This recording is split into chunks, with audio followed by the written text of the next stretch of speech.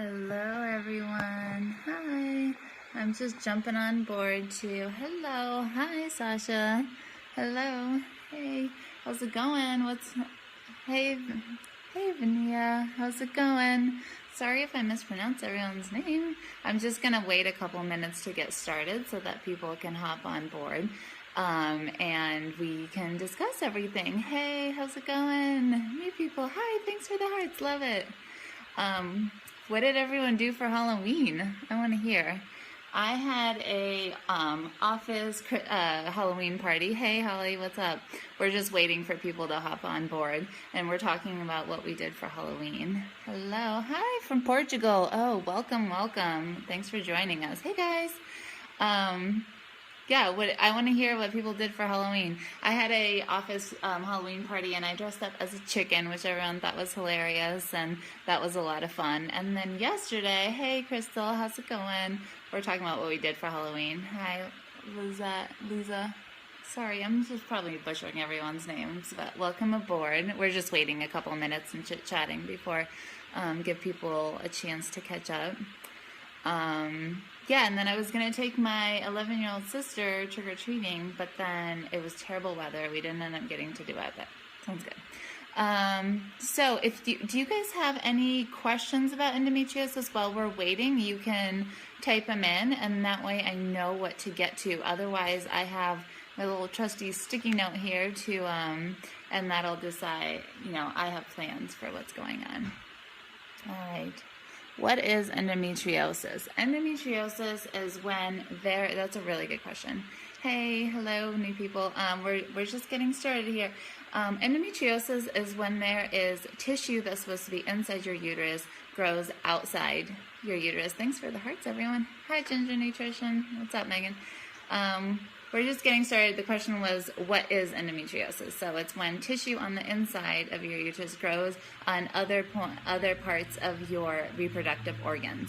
And we'll talk about why that happens, because there's a couple different theories. Oh, thanks for the hearts, guys. I have like a multicolored thing going on here.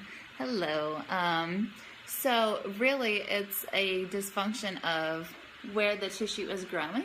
And then the reason that's a problem, hi, exercise physiologist, welcome aboard. We're going to be talking about exercises. And it's a problem with adhesions in the pelvis because, as you can imagine, when tissue grows in areas that it's not supposed to, there is going to be dysfunction that happens in the organs itself and how they interact with one another. So that's a really great question. All right. So I think we have a good amount of people. Let's just start. Make sure you interrupt me and ask me questions along the way. Otherwise, I'll get going. So first, I wanted to talk about why endometriosis happens. Now, to be perfectly honest, in the medical community, it hasn't been 100% figured out. No one knows exactly why endometriosis happens and why it's been happening with more frequency. I think I have some hunches, as do some other people, but we're going to talk about the theories and the medical, the opinion of the medical community currently. Welcome, new people. We're just talking about endometriosis, why it happens. Make sure you ask me questions along the way. So let's get started. Hi, beautiful. Hey, hello. Thanks for stopping by, everyone. So the first thing that we're going to talk about is autoimmunity and the immune system, which is the predominating thought right now. Thanks for the hearts, guys. The predominating theory for why endometriosis happens. And so this is kind of a relatively new subject. A lot of times people just thought it just happened to certain people, but the question was, why does it happen to certain people and not others, and why is it happening with increased frequency now? So autoimmunity is a pathophysiology idea that has come up about the fact that really when you think about how there's the ovaries on the side, and then there's the fallopian tubes that connect them, and then the uterus. Theoretically, things in the uterus shouldn't move back out through the fallopian tubes. They should only sweep the egg into the uterus. Why all of a sudden things are refluxing out through the fallopian tubes, which aren't actually secured to the ovary like a tube. They're the ovaries here, and then what do you do? Oh, sorry, I didn't explain that. I'm an anesthesiology resident at the University of Chicago. I'm an MD. So I have that training, and I am and training for how old are you? I'm 27, and I am from Chicago. I hope to do chronic pelvic pain later. And my mother has endo, and I feel like I probably too. What things can you do to prevent it? So we'll be talking about. I'm also waiting in the hospital. I'm sorry to hear that you're in the hospital. That stinks. As for what things you can do to prevent it, a lot of these things that we're going to be talking about as to what causes it, when you preemptively take care of those things, like, taking care of your immune system, making sure, we're going to talk about GI health, we're going to talk about physical factors that play a role, where that can help prevent it. Just because your mother has it, then can you tell me about gestational diabetes? We're actually not going to talk about that today, but I'm more than happy. You can email me, alexdigprimal@gmail.com, and I'm happy to talk about it in future things. But since endometriosis is a really big topic, let's just stick to that. So things as far as prevention, and just because your mother has it doesn't mean you'll have it, but you can certainly start to take care of your body and all of these different facets, and that will go a long way from making it flare. Thanks for the hearts, guys. Love it. Okay, so step one, let's talk about the immune system. It's okay. Does it affect fertility? Absolutely. So how this affects fertility is that when there are adhesions, like sticky places in between the organs, it's difficult for the egg in the ovary, when it's released, it's actually crazy how this works, but there's ovary and then there's the fallopian tube that comes attached. It's, like I said, it's not directly attached. What it has is called fimbriae. They're like little finger projections that when the egg is released, sweep the tube into the fallopian tube, and then it travels down into the uterus. Crazy, right? Like, I just can't believe anyone gets pregnant. And somehow the species depends on this. It's nuts, but it's a beautiful thing that works.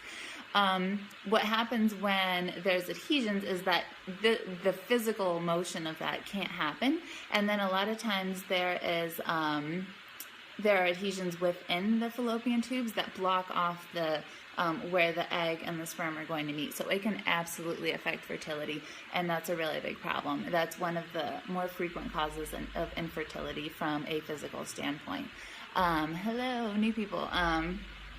And so we're going to talk about the immune system first, because basically what people think happens is that it's a physical reflex of the contents of the uterus out into the pelvic space, around the organs, and then this might actually happen in normal people as well. Welcome, new people, love it. This might happen normally, but in someone with a functioning immune system and good autoimmune balance, it's your immune system's job to recognize that this is your own tissues, and then send scavenging little parts of your immune system, like the T cells and other. I'm going to screen record this. Yes, it's okay with me. I'm not a teacher. No, I'm a physician. So then it's the part about their strength. Okay. And so. What was I saying? Oh yeah, so it's the job of your immune system to come and clean up that tissue. So it's the same idea as with cancer growth, right? Like, there are abnormal cells that happen in our body all the time, but it's the job of the immune system to go and find those cells, recognize them, and then clean them up. Now, when that doesn't happen normally, endometriosis can happen. Have a good day. And so when we have failure of our immune system, then things can really flare up, and then that starts to become a problem. The reason that becomes a problem is that once you start having those adhesions, those sticky points in the reproductive organs, it can actually cause more reflux out into the pelvic region, because things, normally the normal movement of your organs, even though we feel like they're static inside us, are always in motion. And when that problem occurs where it's not happening, then things can really start to get blown out of proportion. So unfortunately, endometriosis is one of those things that when you have it, sometimes it can just get worse. So supporting the immune system is one of the best things that we can do. So I like, things like bone broth, drinking bone broth every day, making sure we're getting some probiotics. I know Megan of Ginger Nutrition likes the Megaspore probiotics a lot. I personally really love Saccharomyces boulardii because it helps naturally support balance in our GI tract, and as a consequence, that interaction between the GI tract and the immune system is really important. So I really like Saccharomyces boulardii for that. And then things like good vitamin C. I wouldn't really take ascorbic acid because even though it's labeled as being a synthetic vitamin C, it really doesn't have many of the immune system boosting properties. So I like getting mine. I like drinking lemon water in the mornings, putting fresh squeezed lime juice into things that I'm drinking. Camu oil is really good. And let's see, other vitamin C sources.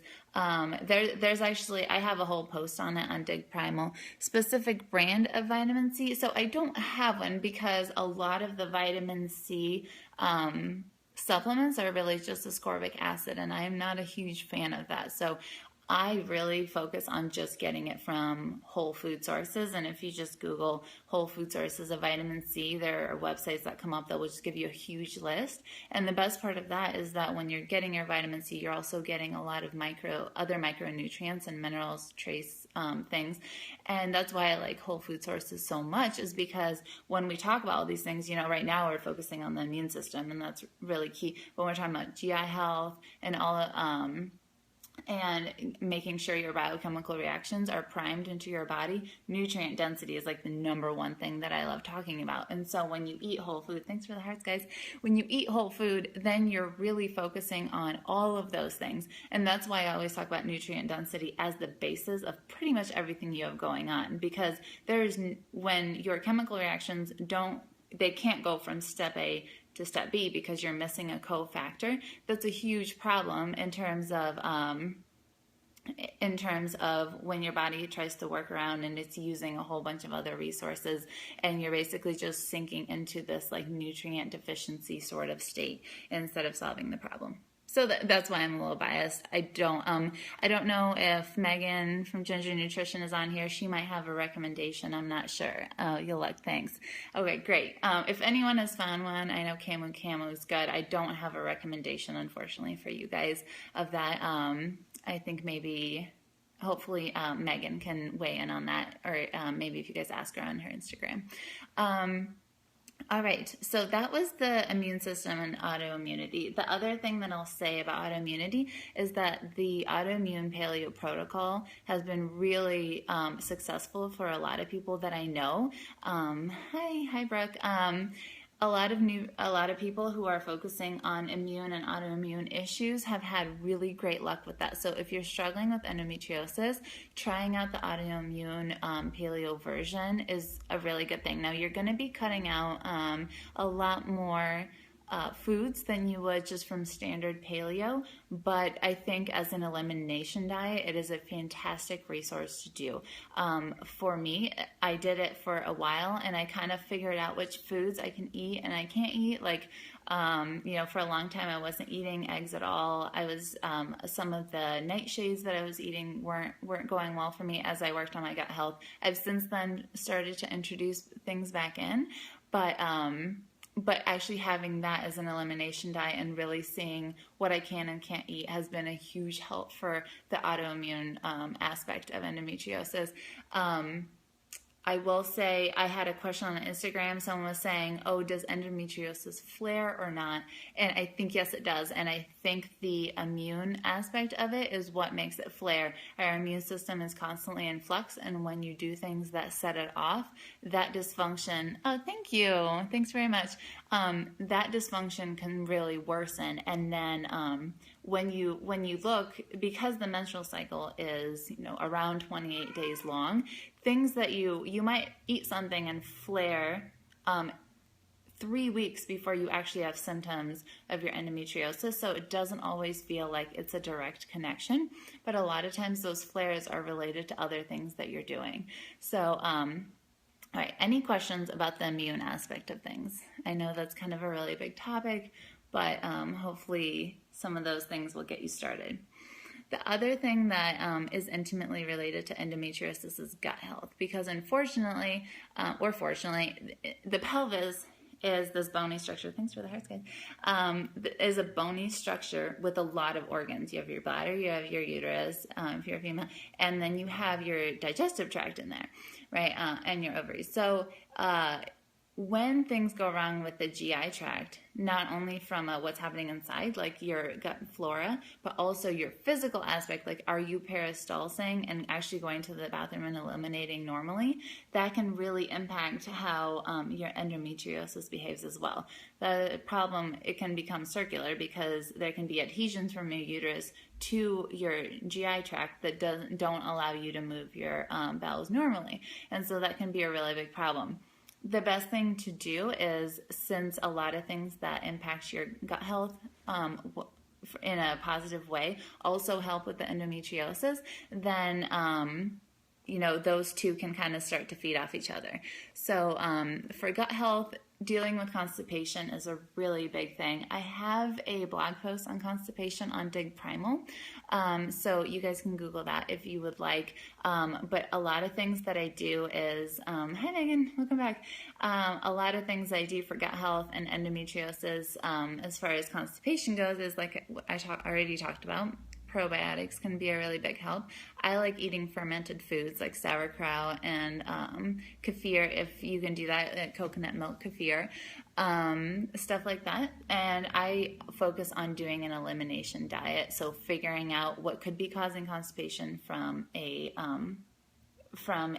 like inflammatory pathway in your GI tract, and then helping to deal with those things.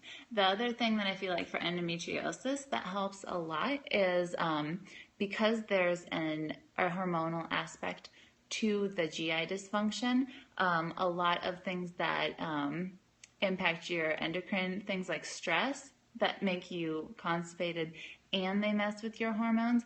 A lot of times stress can be a really big factor in that. And so focusing on setting aside a time to go to the bathroom, focusing on that, making sure you're not trying to rush, making sure you're not trying to do it when you're really upset, having that, it sounds silly, but having that be a dedicated time where you just do your thing and you're not going to get distracted, and make sure you're not emotionally charged about that, can go a really long way. So that's one aspect of the hormonal and the GI side.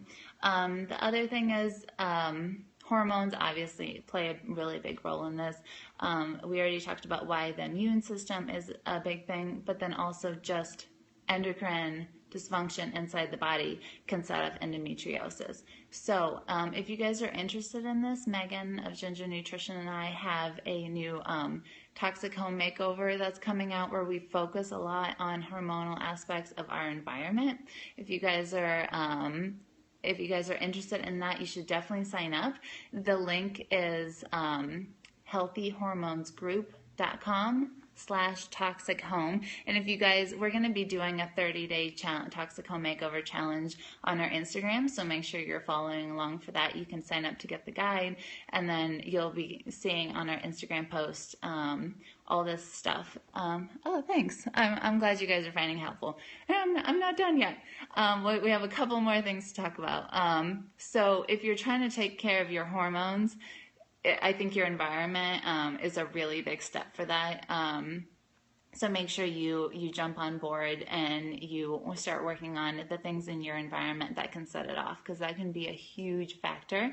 And then we'll also be releasing a whole bunch of other information. After that, we're going to be doing a series of webinars about detoxing for hormone health, which is huge if you have endometriosis, because and your liver is in charge of detoxing all of those endocrine disruptors that are in our environment and can set off the symptoms of endometriosis. So hop on board there. If you can sign up for, once you get signed up, we'll send you all that stuff, so make sure you're following along. And then the last big topic that I wanted to cover are the physical factors. So with endometriosis, we already talked about the fact that there are physical connections between your organs that should not be there. So stretching and strength and mobility become imperative when you're dealing with endometriosis. Now, it's important to note that, oh, sorry, my cats are going to make a bunch of noise.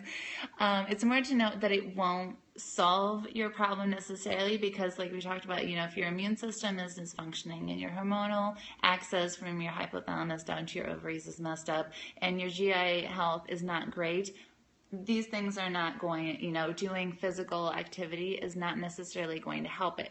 But the reverse is not true. So if you're focusing on all those things, but you're not doing the physical side of things, you might be hindering your ability to recover from endometriosis quite as fast as you otherwise could have. So very important step. I brought my little prop with me. I really like starting out with this. So I bought a 2-pound medicine ball. And especially during flares, but even throughout my cycle, what I'll do is lay on the ground before bed. A lot of times I like laying on an acupuncture mat for a variety of health reasons. When I'm just getting ready for bed and chilling out, it helps me de-stress. I like taking a medicine ball, and it's only 2 pounds, but it has enough weight. You can also try doing it with a softball. Just make sure you're not pressing down hard enough, because that thing is hard. And I just roll it physically all over, up and down my abdomen, and you'll actually feel where you have sticky points in your pelvis and in your abdomen. And this helps with GI dysfunction as well, but using this bad boy all over your abdomen can really help. And then, as you all know, I feel like I talk about this every time, I love Katie Bowman. It's katysay.com, KATYSAY.com, or says, SAYS.com. She has a whole section about pelvic mobility and the pelvic floor. So doing things like squatting with proper alignment, which is really hard to do. Actually, when, a lot of times we squat, but we're not doing it correctly. And then, and she has an app called Down There for Women, which is all about strengthening the pelvic girdle and finding mobility in it. So that aspect can really, really help. The other thing is to know is that it's not just about your pelvis. Things down in your lower body, like your calves and your hamstrings and your IT band, are all things that can keep you from having good mobility in your pelvis, which could increase the symptoms of endometriosis. So I've been talking about this recently, I use my rolling pin now that I don't do a whole lot of baking. Since getting rid of gluten, I like using this as I just massage my calves, my shins, my feet, my thighs, and even my posterior backside, which is to say my buns. And I like freeing up all those little tight spots that keep me from moving in my pelvis quite as much as I want to, because a lot of times, we're sitting, we're running, we're doing repetitive motions, and when you have endometriosis, a lot of times you can get sticky spots and even places where there aren't actual endometriosis adhesions. So that can be a really big thing. So I think those are all the things we talked about. The immune system, we talked about the endocrine and hormonal system. Oh, thanks for the hearts, yeah. We talked about GI health, and we talked about physical factors and all of the things that you can do there to help mobilize your pelvis. So what questions do you have? What can I answer? Otherwise, we will wrap up here in a little bit. I hope you guys found this helpful. I'm going to go on a walk, and then I'm going to use this bad boy later. All right. Well, it doesn't look like you guys have questions. If you do have questions later on for whatever reason, just make sure. Have you heard good things about Vitex? Oh, that's it. Do you have IT band suggestions? Yeah. So IT band suggestions. I really love this. The other thing you can do is do twists with your leg extended. I'm trying to think. There's two yoga things that I like. I have Yoga by Candace. She has a bunch of YouTube series. And then I like the website doyogawithme.com because they are like site specific videos sometimes. And there are a lot of videos about the IT band. So do you recommend the Lupron shot? I am not a big fan of synthetic like hormonal additions for endometriosis. I've had really bad luck with them personally. Can you still suffer from endometriosis after a hysterectomy? I guess if there are adhesions that are already present, you might still have those even though they took out the uterus, so you won't get more. You could have the ones remaining.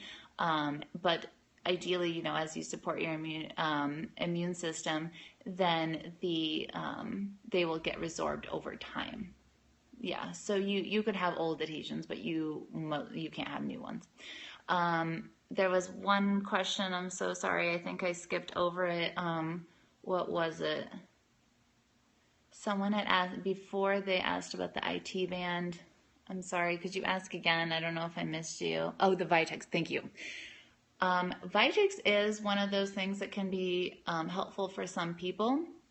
Unfortunately, it's a really powerful herb that, well, I mean, it's fortunately, but unfortunately, it's actually very powerful. And unless you've tested your hormones and know that you need it, it can cause a lot of damage and mess up your hormones even worse if you just blindly take it. So I'm not a big fan of recommending that people start that without knowing exactly what's happening to their hormones. I know it's a lot of time marketed as like a hormone balancing. So even if it's high, oh, thank you.